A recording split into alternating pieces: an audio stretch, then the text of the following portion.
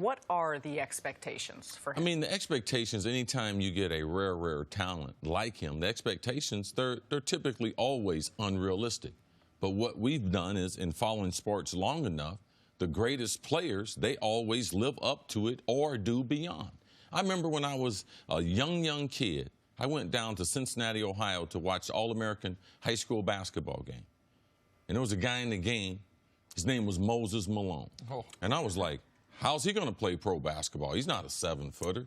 They were like, Moses 6'8", 6'9", grab every rebound, could score 25 to 30 points every night. I was like, wow. So then through the years, I just started trying to adjust my eye to special, talented players. There is no one in the NBA like Zion.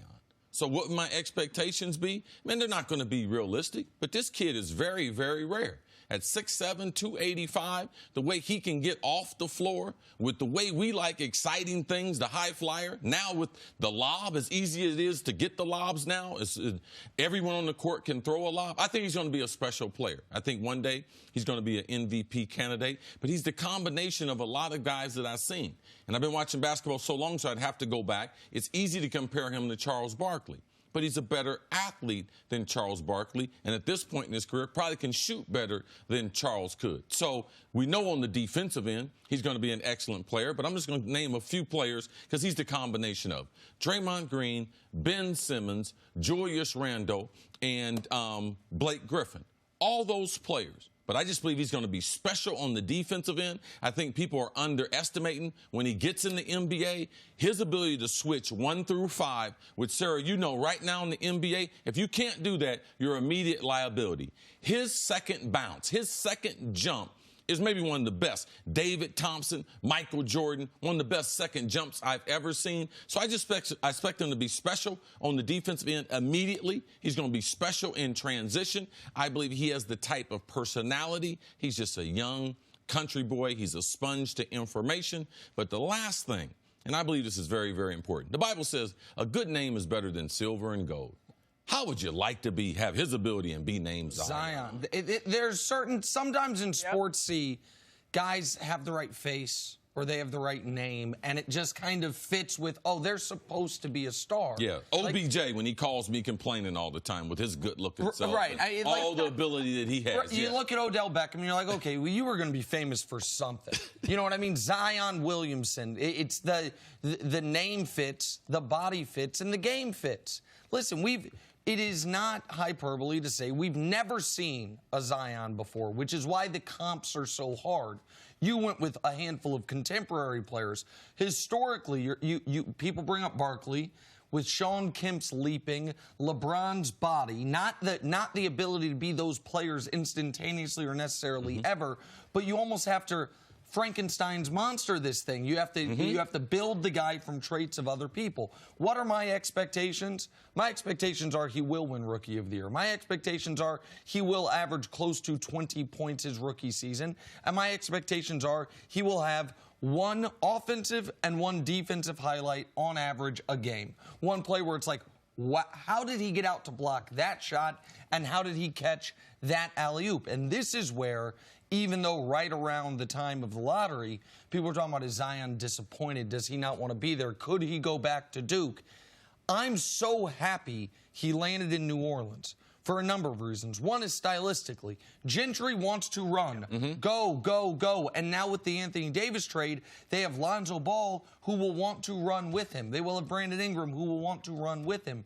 But the other reason I'm happy he's in New Orleans and that he's not going to be a part of a trade, he's not going to end up in New York City where they were going to try to be competing for a playoff spot or a championship this year pre-Kevin Durant injury, is he does have obvious holes in his game.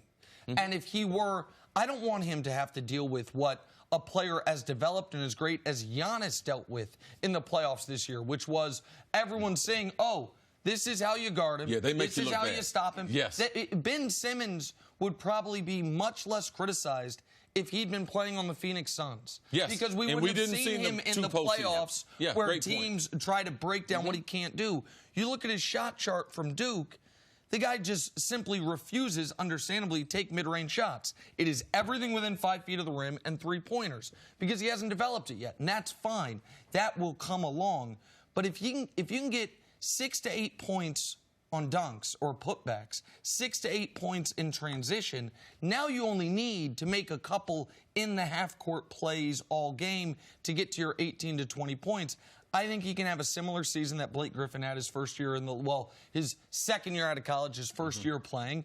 And that's my expectation for a guy that, to me, is a generational athlete, and we'll see if that turns into a generational basketball player at this level. I'm glad you brought up New Orleans and the fit and see. I'm curious what you think about the fact that, when a team has a #1 overall pick, sometimes the roster that they're going to, the personnel they have is not always one that fortifies their game. What do you see, and we'll see what moves David Griffin makes as we continue on throughout the course of this offseason, but playing with guys like Lonzo Ball, if Drew Holiday is there, how he plays, Brandon Ingram, just the group that is around him, the youth of the group, and how he can grow with that. I think it's a very good mix. I think he's very, very fortunate. A lot of times we've seen some of our best players, they get into a situation where, from a front office standpoint, both of you mentioned one person, David Griffin, I believe is very important, because right now you could see with the Anthony Davis trade, he's trying to develop this roster, and Zion's not going to be asked to do things that he can't do. So I feel very comfortable the people that are controlling his career. You talked about Gentry as a coach. Man, we saw the night of the lottery. He was excited. He knew what he won. He didn't win the first pick. No, he won the chance to coach Zion Williamson. So the style of play. So I think that they're not going to put too much pressure on him. They're going to put him in a winning situation. So those things, I believe, help make the best players, when they're surrounded and they don't have to do things they can't do early, the supporting cast that they have there, I believe, is critical. And we as basketball fans are all so fortunate that New Orleans went out and hired David Griffin, because guys can be can't-miss-ish, but we don't get to see their full breadth of potential because their teams can't get out of their own way. I would argue that's what happened with Anthony Davis. Everyone knew how good he was, but the team tried to microwave the process, tried to immediately contend because he was so good instantly, and that deprived us of the ability to see Anthony Davis on the big playoff stage repeatedly. David Griffin is not going to make that mistake. He knows what I know, which is the #1 goal, every decision you make for the New Orleans Pelicans over the next 3 to 5 years has to relate to Zion Williamson in some way. How does this affect Zion? Is this good for Zion? Does this help him reach his full potential? Because if he reaches his full potential, he is a league MVP at one point in time. He is one of those guys that can be one of the 7 difference makers in the league. And it's now up to Zion, of course, and the people surrounding him, the grown-ups in the room, to put him in the best situation for that to actually come to place. I believe that's what will happen in New Orleans. Thanks for watching. Subscribe here to get the latest from the show. Also, be sure to check out more of the best clips from First Things First, or go watch a few segments from our other shows on FS1.